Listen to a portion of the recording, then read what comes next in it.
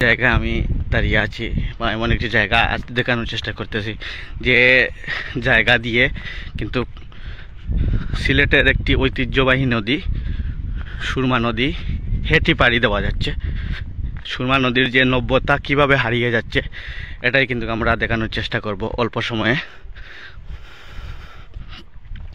আপনারা দেখতে পাচ্ছেন যে এই সুরমা নদীর যে অবস্থা, মনে হচ্ছে এখানে হয়তো কোনো নদী নেই, এখানে একটা হয়তো একটা খেলার মাঠ রয়েছে বা এখানে কোনো নদী ছিল না। এখানে এই জায়গাটি দেখে কেউই বলতে পারবে না যে এখানে সুরমা নদী রয়েছে।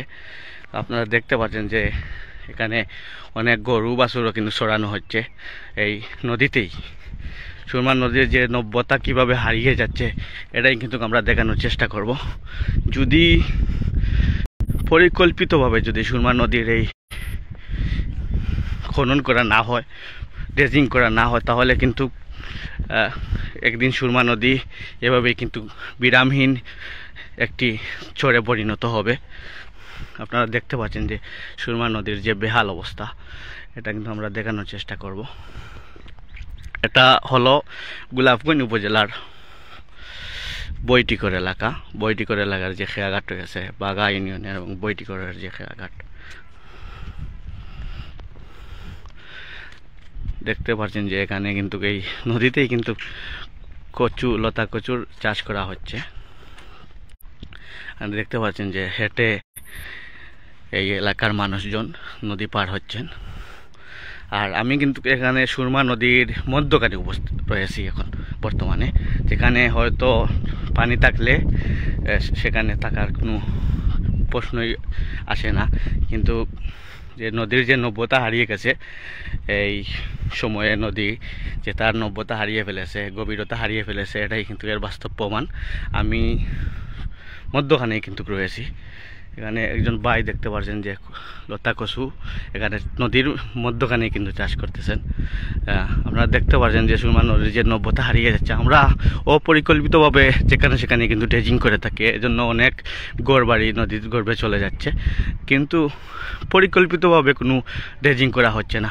আপনারা দেখতে পাচ্ছেন যে যেদিকে যতটুকু দেখা যাচ্ছে ক্যামেরার মাধ্যমে সবটুকুই কিন্তু বোঝা যাচ্ছে যে হয়তো এখানে একটা বিশাল বড় একটা হাওর বা বিশাল বড় একটা মাঠ এভাবেই মনে হচ্ছে, নদী মনে হচ্ছে না। কিন্তু আমি নদীর এই মধ্যখানেই কিন্তু রয়েছি। নদী যে নব্যতা হারিয়ে ফেলছে ধীরে ধীরে, এটাই কিন্তু এর বাস্তব প্রমাণ। সুরমা নদীর প্রায় জায়গায় কিন্তু এভাবেই কিন্তু নব্যতা হারিয়ে ফেলেছে সুরমা নদী।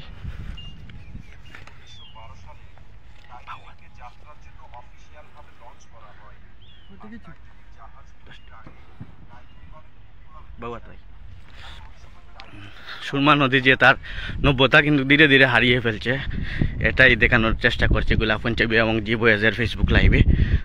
আপনারা দেখতে পাচ্ছেন যে আমি এখন কিন্তু হেঁটে হেঁটেই নদী পার হব সে সাঁকোর মাধ্যমে। অল্প একটু জায়গা যেখানে গভীরতা রয়েছে সেখানে অল্প একটু পানি রয়েছে, হয়তো হাঁটু পানি হবে, না হয় এর চেয়েও কম হবে। নৌকা চালানো একেবারেই অসম্ভব।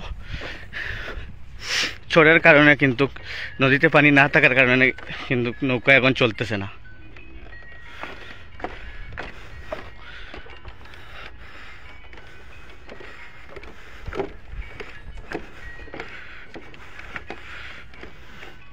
দর্শক, আমরা দেখানোর চেষ্টা করলাম যে সুরমা নদীর যে নব্যতা কীভাবে হারিয়ে গেছে।